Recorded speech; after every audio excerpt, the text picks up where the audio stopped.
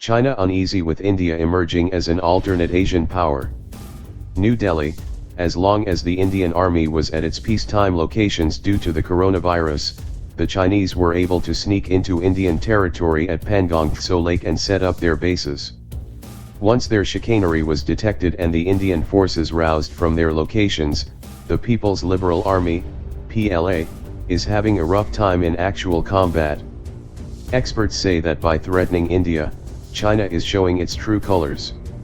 Under President for Life Xi Jinping, the country will continue to be more nationalistic and driven by the power that the PLA provides the country with. After Xi's ascendancy to power, the decision-making authority in the country has become highly centralized. China now feels that the land and maritime territorial issues, which it has a long list of, should be resolved in a manner that it seeks. Jagannath P. Panda, Research Fellow, Manohar Parrikar Institute for Defense Studies and Analysis, MPIDSA, says, China has become highly nationalistic and pursues an aggressive agenda under Xi Jinping. He will not make any concessions or show flexibility to India. What China wants is that India should stop building border infrastructure. Through its aggression, China is showing its reservations about India carrying out infrastructure development, building a strong military and even strengthening relations with the US. Panda says, by leading the transgressions across the border, China is putting pressure on India. Although the Chinese strategy of trying to browbeat India militarily has resulted in failure, the dragon will keep trying to harassing India. It will make more attempts to encroach and take over Indian territory as per its snitching habit, the salami slicing strategy. Also, these encroaching tactics will help during talks in a quid pro quo. In Beijing's perception, Indian troops should withdraw further into India while the Chinese troops remain in India or on the border. Panda says that through these maneuvers China wants India to compromise. But India will not show flexibility because New Delhi knows that being flexible with the communist system will lead to bigger problems.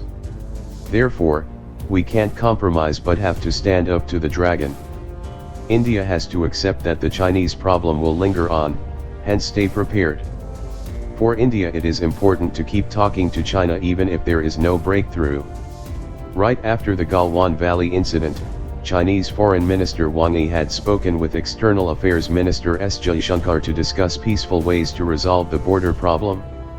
Similarly, Defense Minister Rajnath Singh too held talks with his Chinese counterpart Gen. Wei Fenhe in Moscow immediately after the Oxep border clashes. Talks do not hold much meaning for China, as it is not in the habit of respecting these whether it is with India or it is with the smaller nations in the South China Sea.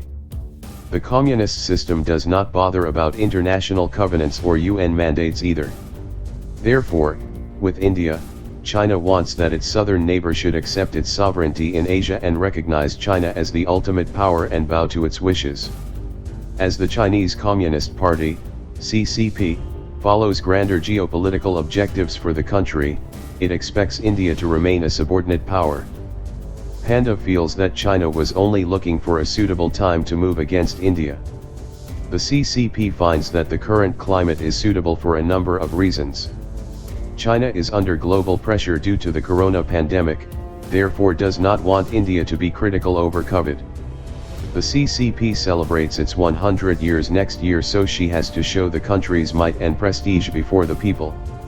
As she has been building a national consolidation strategy, this is the right time to have a showdown with India. However, with the Indian military humiliating the Chinese troops a number of times on the border, the latter's strategy to show India poorly has floundered. Even during the sneak attack on Indian troops at Galwan Valley on June 15, the PLA was repulsed and forced to go back to their territory behind a line of actual control, LAC. The India Army lost 20 men while the Chinese are believed to have lost over 40 soldiers. It has been difficult to verify their exact numbers as the PLA and the top Chinese brass have kept quiet about their casualties. Once again, when the Chinese decided to usurp more Indian territory through army action at Pangong Lake between August 31 Sept 2, they were forced to go back by Indian soldiers.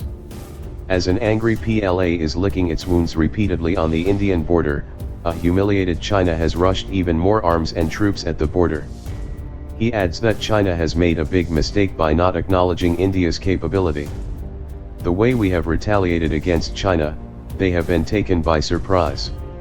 Now, that China is caught in a catch-22 situation, it is studying India's response on the border carefully, adds Panda. The lesson for India is that the China problem is not going to go away, so India has to be cautious. The way out is to keep engaging China diplomatically and militarily.